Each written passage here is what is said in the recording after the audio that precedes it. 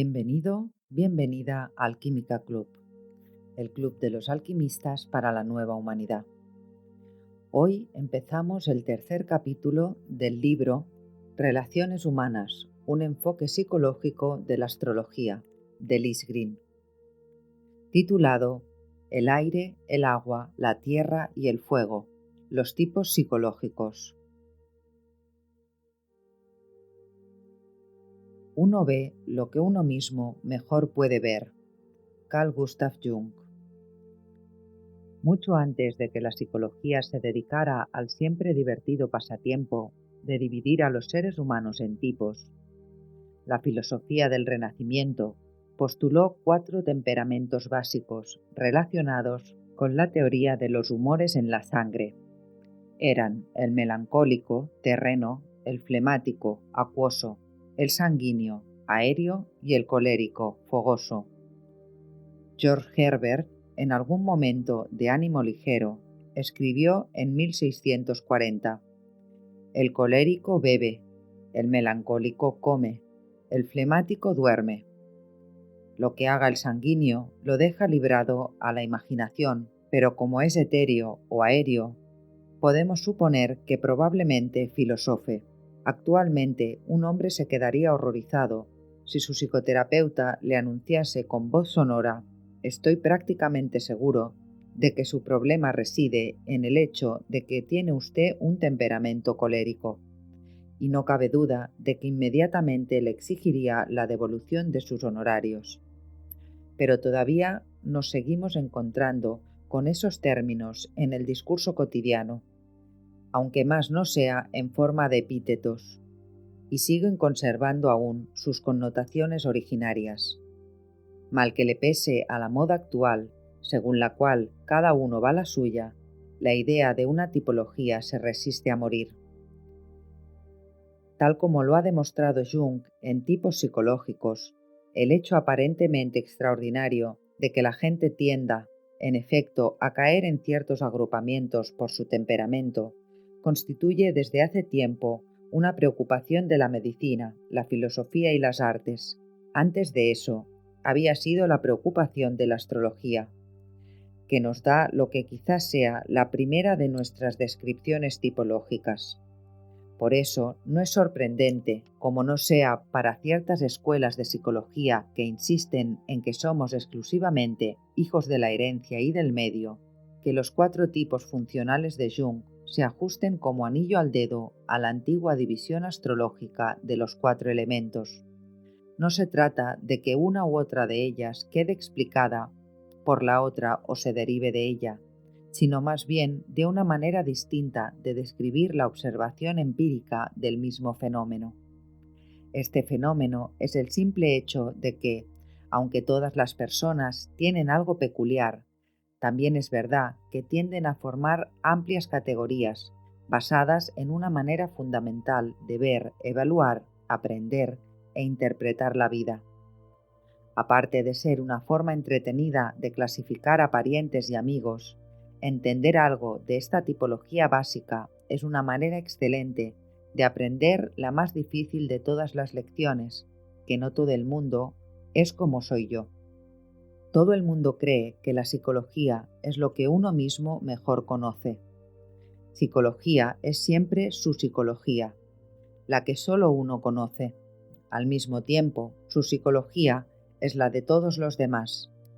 Instintivamente, uno supone que su propia constitución psíquica es la constitución general y que todos son esencialmente parecidos entre sí, es decir, que son como uno, como si su propia psique fuese una especie de psique maestra, capaz de adecuarse a todos, y le diera derecho a suponer que su propia situación es la regla general. La gente se queda profundamente pasmada y hasta horrorizada cuando se da cuenta de que esta regla no es válida, es decir, cuando descubre que otras personas son realmente diferentes de uno. Generalmente, estas diferencias psíquicas no son cosa que se perciba como algo en cierto sentido curioso, y menos aún atractivo, sino como debilidades desagradables que son difíciles de sobrellevar, o como insoportables fallos que se ha de condenar. Inmediatamente se verá con claridad cómo puede afectar, incluso a la más promisoria de las relaciones, esta actitud típicamente humana. En relaciones volátiles, como la que se da entre padres e hijos, sus efectos pueden ser decididamente trágicos. Un matrimonio o una pareja de amigos pueden estar en condiciones de afrontar el problema y vencerlo respetando más el parecer de cada uno, pero un niño no puede defenderse. Está a merced de las expectativas y supuestos que proyectan sobre él sus padres, y es probable que tales proyecciones sean algo que haya de pagar durante todo el resto de su vida. El problema con cualquier estudio tipológico es que da la impresión de ser un sistema, aunque natural, y por más que podamos aceptar las clasificaciones por especies en el reino animal y en el vegetal, sentimos un horror instintivo de que nos recuerden nuestra propia falta de individualidad. Es una verdad que no acogemos de buena gana. Pocos somos entre nosotros los que pueden afirmar realmente que son seres humanos plenamente conscientes, que expresan todas las potencialidades que albergamos en nuestro interior. La mayor parte de las veces preferimos fingir que lo somos, al tiempo que nos deslizamos fácilmente hacia una u otra de las pautas típicas de comportamiento. Da la impresión de que nos imagináramos que la individualidad, lo mismo que la realización, no es sólo una potencialidad nuestra, sino un derecho automático, que no nos exige esfuerzo alguno, y haremos virtualmente cualquier cosa con tal de no enfrentar la realidad de que hay que trabajar para conseguirlo. Por ende, a cualquier cosa que implique que podemos ser agrupados, ya se trate de la tipología de Jung o de cualquier otra muestra de observación psicológica empírica, la desvalorizaremos, reprochándole el ser una estructura rígida que no deja margen alguno para las diferencias individuales. Este no es de ninguna manera el caso. El hecho mismo, basado en ciertas similitudes de nuestra constitución psicológica, de que compartamos un territorio común con otro sector de la humanidad, nos permite ese margen adicional de expresión creativa para nuestro peculiar potencial en cuanto a individuos. Además, una cosa es el mapa y otra el país. La tipología de Jung, lo mismo que cualquier otra, no es más que un puntero que nos permite tener un atisbo de aquellas pautas básicas de la percepción, la evaluación y la respuesta que extraemos de la misma fuente colectiva. Como es un sistema simbólico, la astrología intenta expresar, mediante su imaginería y su estructura, las pautas de energía que subyacen en la vida y en la psique humana, en cuanto es un aspecto de la vida. Lo primero que la astrología tiene que enunciar respecto de la vida es, al mismo tiempo que de una simplicidad infantil, algo inexpresablemente profundo. Todo surge de la oposición de dos opuestos polares, ya sea que los llamemos macho y hembra, activo y pasivo, yin y yang. El zodíaco, que en su división de los 12 signos simboliza la totalidad del espectro potencial de la experiencia humana, se divide pues en dos grupos de 6 signos cada uno, 6 signos masculinos o positivos, que representan diferentes facetas del arquetipo del varón, y 6 signos femeninos o negativos, que representan diferentes facetas del arquetipo de la mujer. En astrología, masculino y femenino no se refieren, naturalmente, a nuestras actuales definiciones sociales de tales términos, sino más bien a las cualidades de la energía, tal y como las ejemplifican los hexagramas iniciales de lo creativo y lo receptivo en el I Ching. Los signos positivos van asociados con las cualidades de extraversión, vivacidad, luz, mente, actividad, orientación hacia las ideas, el mundo objetivo y el futuro. Los signos negativos se asocian con la introversión, el retraimiento, la oscuridad, el sentimiento, la sensualidad, la estabilidad y la orientación hacia el mundo subjetivo y el pasado. Todo esto en realidad no nos dice mucho, pues esta gran polarización simbólica de la vida y de nosotros mismos en masculino y femenino no hace más que apuntar hacia lo que cada persona debe experimentar directamente dentro de sí, los opuestos de su propia naturaleza, que no por estar en interminable pugna dejan de ser secretamente idénticos. La astrología hace una afirmación más, con la que ya hemos tropezado. Cada hombre contiene dentro de sí la simiente de la integridad, simbolizada con la rueda zodiacal. Pero por más que ésta sea su herencia y su potencial, lo más probable es que llegue a manifestarlos solo en forma parcial y que se especialice de acuerdo con su disposición inherente. Sabemos que un hombre nunca puede ser nada de una vez, nunca puede ser completo, siempre cultiva ciertas cualidades a expensas de otras, y la integridad jamás se alcanza. Hemos visto que la disposición inherente, tal como la encaran tanto la astrología como la psicología analítica, existe desde el comienzo mismo de la vida. Esta disposición se refleja en aquellas partes de la totalidad del zodíaco que en la carta natal resultan escogidas, destacadas y puestas al alcance de la conciencia, ya sea porque un planeta se encuentra emplazado en un signo determinado o porque ese signo aparece en uno de los 4 ángulos de la carta.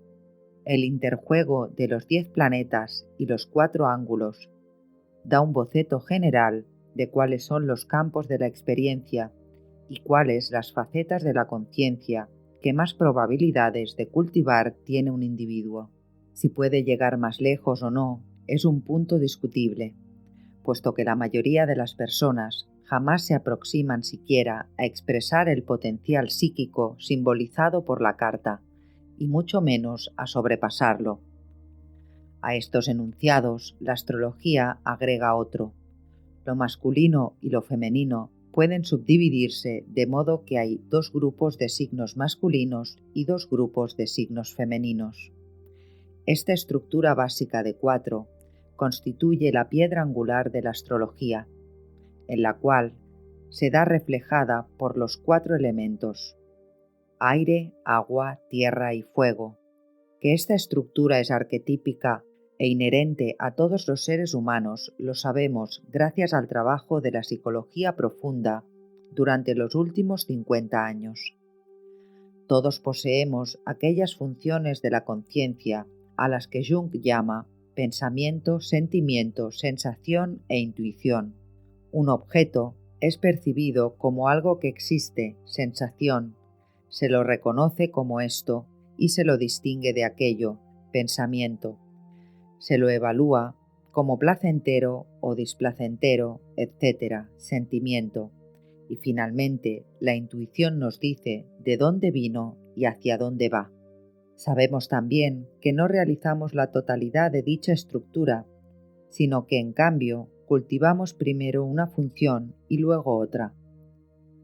Quizá desarrollemos parcialmente una tercera, pero jamás llegaremos a entendernos realmente con la cuarta, que sigue siendo en gran medida inconsciente. Y con frecuencia, al establecer relaciones, buscamos una persona que encarne o que actúe por nosotros aquellos aspectos de la totalidad que somos incapaces de expresar o que no estamos dispuestos a expresar. En su estilo aparentemente ingenuo, también los cuentos de hadas nos hablan de esta cuaternidad básica de las funciones de la conciencia. En cuentos que provienen de todos los rincones del mundo y se remontan a todos los periodos de la historia, encontramos una y otra vez el mismo motivo. Había una vez un rey que tenía 3 hijos. Los 2 mayores eran prudentes, fuertes y apuestos, pero el tercero era un idiota de quien todo el mundo se reía. He aquí un símbolo espléndido de la forma en que funciona la psique humana, pues la función directriz de la conciencia es el rey, que inevitablemente en estos cuentos tiene algún problema por lo común referido a enfermedad, vejez o muerte inminente, o que consiste en el ataque de un enemigo que él es incapaz de vencer. Los dos hijos mayores intentan siempre resolver el problema y fracasan, y es al idiota, al santo bufón, de todos los aspectos de nosotros mismos el más humilde, menos apreciado y aparentemente más incapaz, a quien le toca hallar la solución y salvar el reino. Ahora bien, es muy divertido decidir que yo soy un tipo pensante y tú un sentimental, y que eso explica que yo sea despierto, observador y razonable, y que me exprese con claridad, en tanto que tú, presa siempre de tus emociones, eres tan irracional y tan terco. Este es un juego en el cual participamos todos cuando nos iniciamos en el estudio de la tipología, de manera muy similar a como los no iniciados practican el juego del zodiaco. Por cierto, que si yo soy Libra, soy siempre encantadora, cortés y considerada. En cambio, es evidente que si tú andas siempre buscándole 5 pies al gato, lo criticas todo y eres egocéntrico y de mentalidad estrecha, es porque eres Virgo. No importa que sea astrológica o psicológica, la tipología se puede usar como un instrumento estupendo para detectar defectos ajenos, y lo más frecuente es que se abuse así de ella. En primer lugar, porque tomarla en serio nos da miedo. En segundo término, porque generalmente de ella solo aprendemos lo que nos resulta cómodo y hacemos caso omiso de sus implicaciones más profundas. Y finalmente, porque todos estamos, en realidad, secretamente convencidos de que las cosas que valoramos, cada uno de acuerdo con nuestro tipo, son realmente las mejores, y que todo lo demás es de hecho un tanto inferior. Sin embargo, en este juego de asignar tipos hay una penalización automática. El problema de entender cuáles son las funciones de la conciencia que han sido enfatizadas con posible exclusión de otras, y el esfuerzo de toda la vida por conocer al otro que existe dentro de nosotros mismos y por llegar a un acuerdo con él, conducen a aguas mucho más profundas de lo que podría sugerir una interpretación superficial de los tipos de funciones. Y de pronto se encuentra uno con que ya no está jugando un juego, o bien con que, si lo está, las apuestas son mucho más altas de lo que se imaginaba. La psique humana está en pugna por la integridad, y este enunciado, subyacente en la psicología, es una verdad tremendamente simple y, sin embargo, de una importancia abrumadora, algo que se debe vivenciar para poder comprenderlo cabalmente. Integridad no significa perfección. No está íntegro el hombre que se ha pasado muchos años cultivando una especial finura de percepción y expresión intelectual, y que sin embargo no puede expresar ni entender su naturaleza sentimental, ni tampoco el que se ha construido una vida sentimental rica y plena, y tiene muchas relaciones personales significativas, si no sabe cómo razonar ni es capaz de distinguir el punto de vista justo y objetivo, desde el cual se pueden sostener principios y dejar margen para las diferencias individuales. Tampoco lo es el realista práctico, que tiene a su disposición el mundo de los hechos, que ha expresado el pleno florecimiento de sus capacidades organizativas y, no obstante, es incapaz de ver hacia dónde lo conducen, y no encuentra a su vida sentido alguno ni significado espiritual. Ni siquiera lo es el visionario o el artista, que vive en un mundo de posibilidades sin límite y no puede, no obstante, hacer frente al sencillo mecanismo de la vida terrena, ni actualizar sus múltiples ensueños. ¿Cuántos seres humanos hay que podamos afirmar que funcionan libre y felizmente con todas las posibilidades interiores contenidas en la psique? ¿Por qué nos sentimos atraídos o rechazados en forma tan compulsiva por aquellas personas que parecen ser la encarnación de estilos de vida y de valores cuya importancia y manera de actuar se nos escapan sin que sepamos cómo? Por más que el zodíaco sea un símbolo de totalidad, esa totalidad no se encuentra contenida en ninguna carta. porque hay solamente 10 planetas con que competir, y solo 7 de ellos son en alguna medida personales, en el sentido de que se refieran a la personalidad o a la estructura yoica del individuo. Y hay 12 signos posibles y 12 casas o sectores posibles en la carta natal, donde pueden estar emplazados. También en las relaciones angulares entre los planetas son posibles innumerables combinaciones. Toda carta contiene elementos fuertemente acentuados y otros de acentuación débil. Y lo mismo sucede con cada psique humana. Es algo que pertenece a la naturaleza animal. Una comprensión de la tipología no es, por consiguiente, un sistema de clasificación. Es un mapa de ruta que puede decirte de dónde partes y dónde puede ser tu primer giro, dónde corres peligro de que se te rompa el coche y qué puedes hacer para repararlo, y a dónde, esperemos, llegarás cuando tu tiempo se cumpla.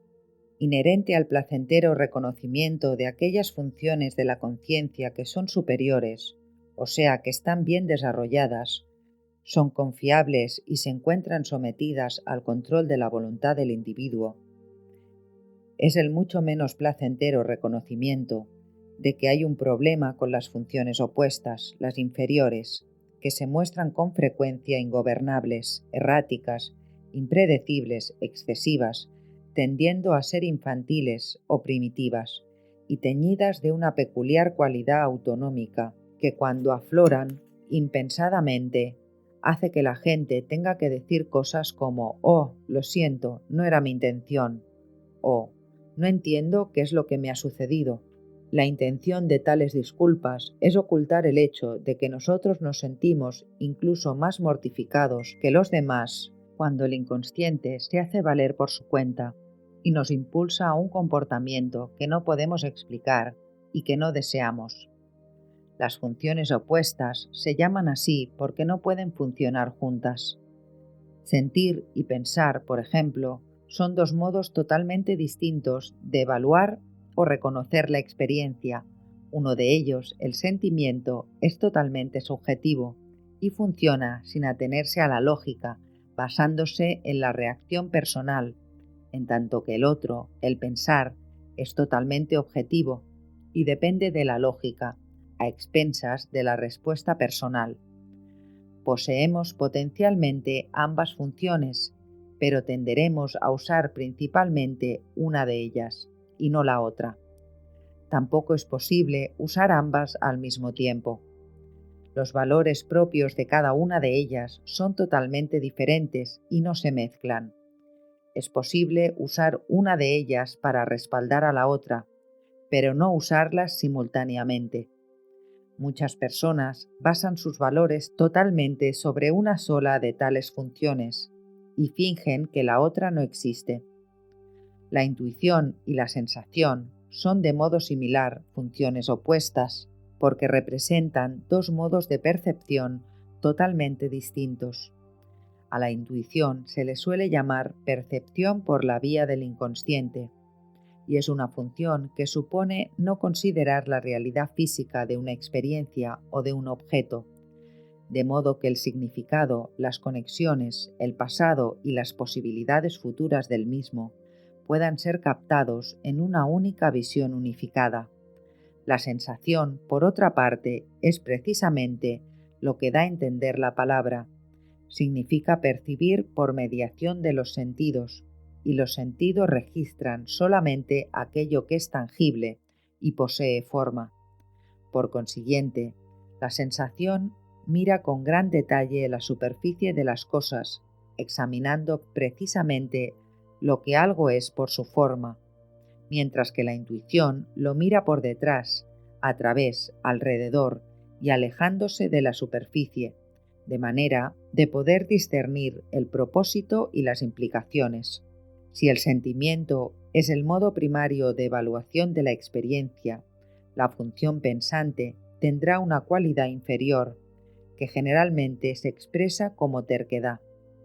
Si el pensamiento es el modo primario de evaluación de la experiencia, la función sentimental tendrá una cualidad inferior, que se expresa habitualmente ya sea como frialdad o como sentimentalismo.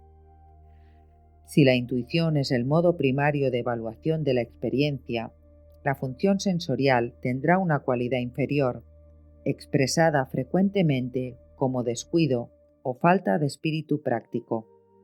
Y si la sensación es el modo primario de percepción, la intuición tendrá una cualidad inferior que se exhibirá con frecuencia como credulidad o fanatismo. Las funciones inferiores, además de ser un tanto primitivas, tienen otra característica interesante. Habitualmente son proyectadas y se nos aparecen bajo la apariencia de otras personas o de situaciones que nos atormentan con ese mismo aspecto de la vida que menos capaces de manejar somos. Entonces, naturalmente, la inferioridad, o lo que a veces parece una auténtica superioridad, parece pertenecer a otro, lo que es siempre más cómodo que cuando está en uno mismo. El inconsciente de una persona se proyecta sobre otra, de modo que la primera acusa a la segunda de aquello que en sí misma no ve. Este principio es de una validez general tan alarmante que todos haríamos bien, antes de quejarnos de otros, en sentarnos a considerar muy cuidadosamente si no sería mejor tirar la piedra sobre nuestro propio tejado. Sea cual fuere la función de la conciencia con la cual nos identificamos, debemos reconocer dentro de nosotros mismos la existencia de su opuesto. Esto es casi siempre sumamente difícil, porque a diferencia de los fallos de los cuales nos es fácil tener conciencia, en cuanto no los reconocemos realmente como fallos, la torpeza de las funciones inferiores es una fuente auténtica de dolor y de incapacidad, por poco que sea parcialmente consciente. Por consiguiente, encontramos muchas personas que se crean un conjunto artificial de respuestas a las que quizá llamen sentimiento, pensamiento, sensación o intuición, y que sin embargo no son más que tristes parodias de tales funciones que no engañan a nadie, a no ser al propio individuo, y que tienen una resonancia inconfundiblemente falsa. El reconocimiento de la propia identificación con un solo aspecto de la conciencia no significa que uno esté condenado de por vida a no expresar más que esa faceta de sí mismo. La gente no es estática y la psique va siempre en pos del equilibrio. Uno va creciendo hacia su propio opuesto, y esto es al mismo tiempo uno de los mayores esfuerzos, una de las más grandes alegrías y uno de los aspectos más importantes de la experiencia de vivir. El elemento aire, el tipo pensante. En cada uno de nosotros, el intelecto es Dios. Menandro. El elemento de aire es otra manera de expresar, en el lenguaje, que es un producto típico de una edad en la que el hombre estaba más próximo a la imaginería del inconsciente, aquello a lo que Jung alude al hablar de la función del pensamiento.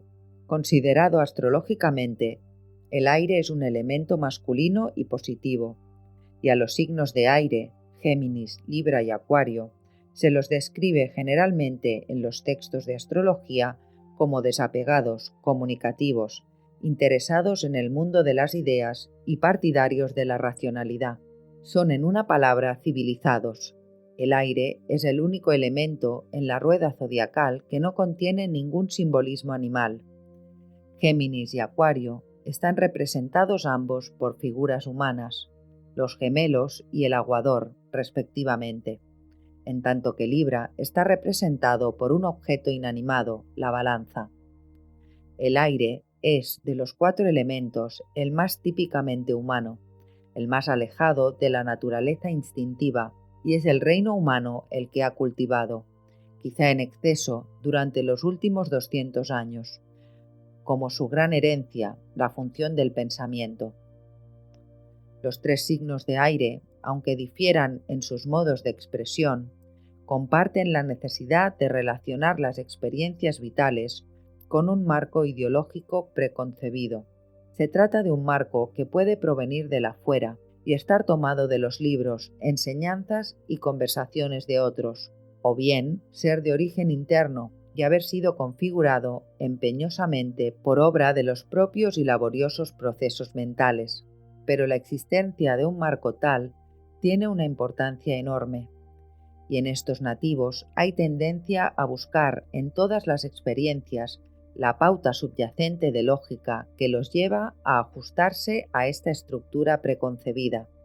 Por medio de la lógica, el pensamiento diferencia principalmente entre esto y aquello, y se ve con claridad por qué los signos de aire se asocian con un temperamento que reúne y clasifica información, sopesando una cosa con otra y construyendo, a partir de fragmentos y trozos, un marco de referencia filosófico. El tipo de aire, lo cual no significa necesariamente un individuo nacido en un signo de aire, sino más bien uno cuya carta en conjunto muestra un predominio de los factores de aire, se asemejará por lo común, tanto en general como en los detalles, a la descripción que da Jung de las cualidades del tipo pensante. Es un nativo dotado de todo lo positivo de este tipo, es decir, de mente muy desarrollada, sentido de la justicia y capacidad para evaluar de forma impersonal las situaciones, amor a la cultura, apreciación de la estructura y el sistema, valiente adhesión a sus principios, refinamiento. Tiene también todos los fallos del tipo, en términos de la función inferior, fallos que se expresan eufemísticamente en los rasgos clásicos que se adscriben a los 3 signos de aire. A Géminis le horroriza dejarse atrapar y limitar en las relaciones personales.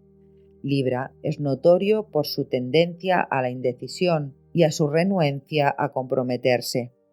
Y lo que distingue a Acuario es su frío desapego y su disgusto ante los exabruptos emocionales que con tanta frecuencia forman parte de las relaciones personales. Dicho de otra manera, el tipo de aire tiene un problema con los sentimientos. La preponderancia del aire en la carta implica la probabilidad de que el mundo del intercambio sentimental personal sea el mayor problema de la vida del individuo, aunque quizás él no se entere hasta que su mujer lo abandone, porque los sentimientos, a diferencia de todo lo demás que él enfoca con el microscopio que tiene por ojo, no se pueden clasificar, estructurar, analizar ni acomodar dentro de ninguna clase de marco. Hay muchos acuarianos, tanto hombres como mujeres, que se enorgullecen del hecho de que nunca lloran, porque consideran las manifestaciones de emoción como debilidades.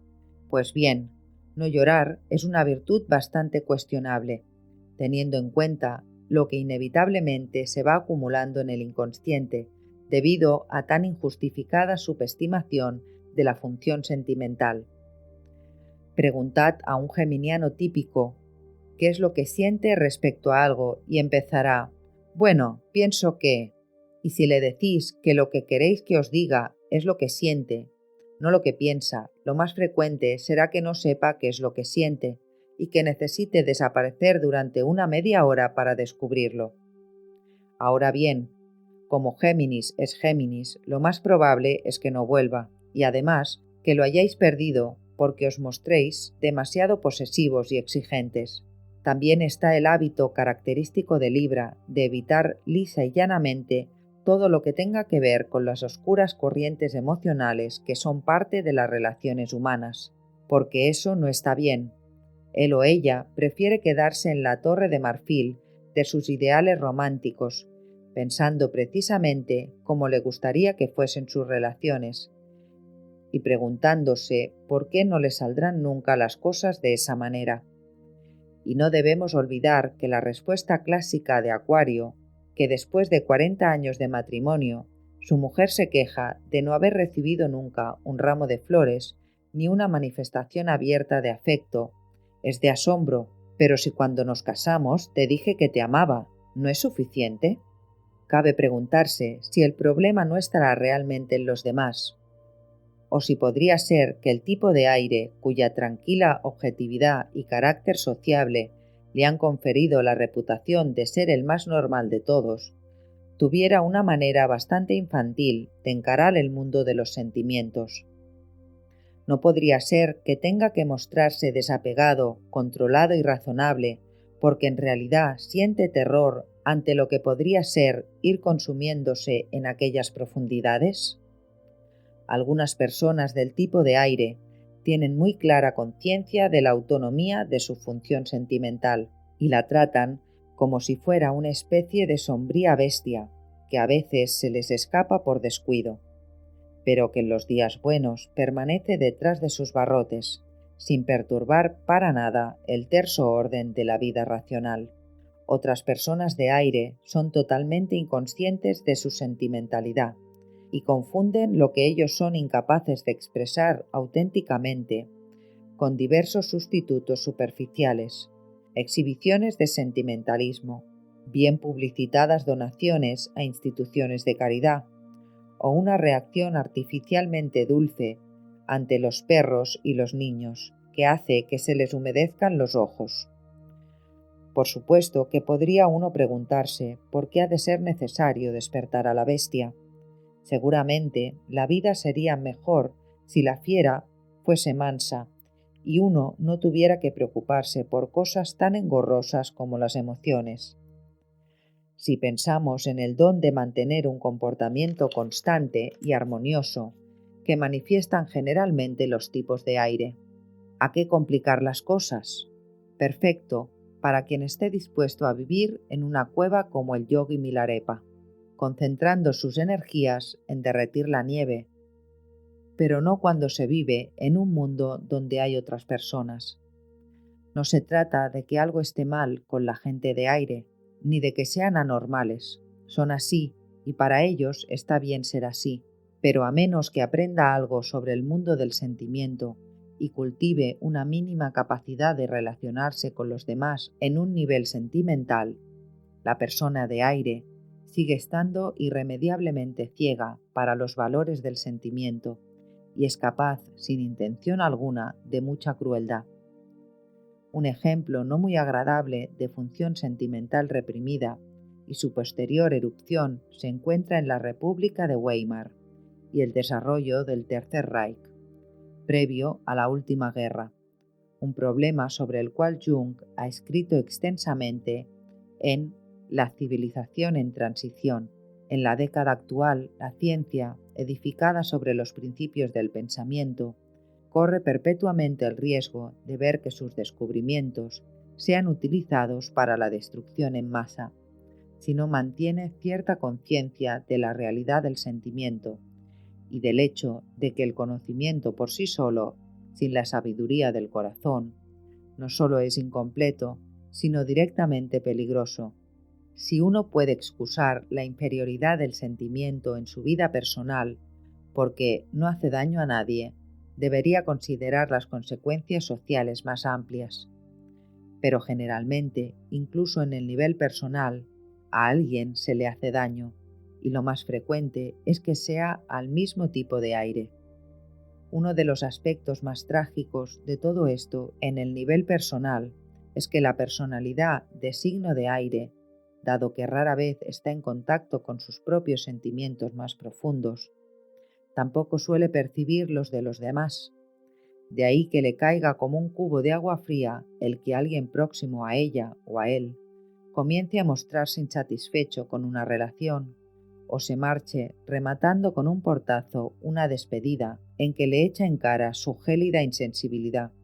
Si es nuestro amigo de aire quien pone término a la relación, creerá por lo común que si seguimos siendo amigos, todo quedará arreglado, y rara vez se dará cuenta del dolor que puede causar con tal sugerencia. Y si el rechazado es él, se verá obligado a aprender precisamente lo que más teme saber sobre sí mismo, es decir, que por debajo de su mente calma y fría existe una dependencia del sentimiento, que por más que él habitualmente no la reconozca ni la exprese, es tan poderosa que el alejamiento de su pareja o de un hijo puede demoler completamente los cimientos de su vida. Otra trampa en que puede caer con frecuencia el tipo de aire es la fatal fascinación por Lola Lola, que se apodera del profesor Rat, el pedagogo rígido y pedante en la película El Ángel Azul. Ningún tipo de personalidad es tan propensa a esta clase de excesos emocionales como el aire, porque cuando los sentimientos de un individuo así se apoderan de él, lo hacen como si se desquitaran. Sus pensamientos, antes tan claros y cristalinos, quedan dominados no solo por sus sentimientos, sino por el individuo que ha recibido la proyección de este aspecto inconsciente de sí mismo. Y en tanto que siga ignorando los niveles más profundos de su propia naturaleza, el otro seguirá apareciéndosele, ya sea como más amante, afectuoso, tolerante y comprensivo, uno de los aspectos del sentimiento, o como versátil, caprichoso e impredecible, una verdadera encarnación de la naturaleza elemental en toda su variabilidad. El aspecto maternal del sentimiento y su fascinación para la persona de aire también se ven reflejados en muchos cuentos de hadas, en donde, como la paciente Griselda, tras largos sufrimientos, la amada es capaz de redención, merced a su calma tolerancia. El aspecto más volátil del sentimiento lo presentan los relatos en que el héroe se enamora desesperadamente de una ondina, una sirena u otra criatura misteriosa de las profundidades, con cuerpo de mujer y cola de pez, que termina luego por abandonarlo o destruirlo. Algunos objetos de las fantasías de la persona de aire son capaces de arrastrarla a una alegría ronda que la llevará directamente a su perdición, al infierno de su propia naturaleza sentimental, infantil y vulnerable. Pero mediante el poder creativo del inconsciente vamos creando nuestro propio destino, y cuando un individuo se encuentra en una situación de esta clase es porque, muy probablemente, es ni más ni menos que la situación que necesita para llegar a tomar conciencia de su función sentimental. El aire siente una atracción magnética por el agua, que simboliza la función opuesta, el sentimiento, incluso cuando la otra persona no es realmente el anzuelo adecuado.